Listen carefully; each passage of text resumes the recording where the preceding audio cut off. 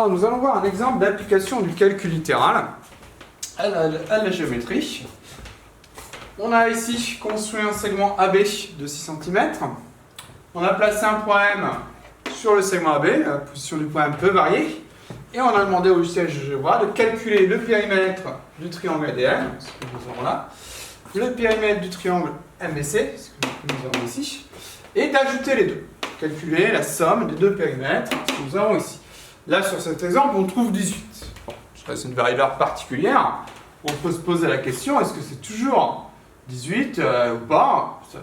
C'est un peu étrange de trouver 18 en plaçant un point au hasard. Et si je déplace le point M, l'avantage logiciel par rapport à une construction seulement sur papier, je remarque que certes, bien sûr, les deux périmètres ici varient, mais la somme, elle reste toujours 18. Alors comment on pourrait prouver ce résultat? Pour prouver ce résultat, on va introduire donc un nombre, une variable, un nombre inconnu, par exemple x, pour désigner la longueur d'un côté du premier triangle, d'un côté de A. On va noter x, par exemple, on note x, la longueur du segment A.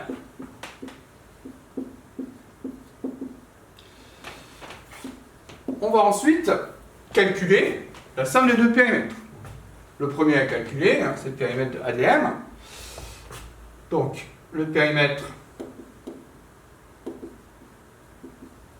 de ADM, j'ai un triangle équilatéral, donc j'ai 3 fois la longueur d'un côté, 3 fois x, donc 3x. On calcule maintenant le périmètre de l'autre triangle, c'est-à-dire le périmètre de MCB. Alors ici, je n'ai plus x. Quelle est la longueur ici?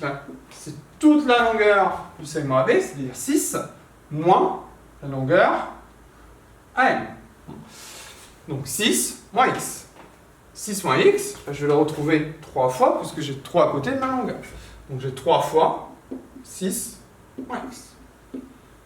Je vais développer cette expression, c'est-à-dire transformer le produit en une somme, une différence. Donc pour ça, je vais avoir 3 fois 6, moins 3 fois x. Donc j'ai 3 fois 6, moins 3 fois x. 3 fois 6, ça fait 18. Ah, on commence à voir le 18 dont on a parlé tout à l'heure, moins 3 fois x, donc 3x. Maintenant, je vais ajouter les deux périmètres. Somme des deux périmètres. Le premier, on a trouvé 3x. Le deuxième, 18 moins 3x, donc j'ajoute les deux.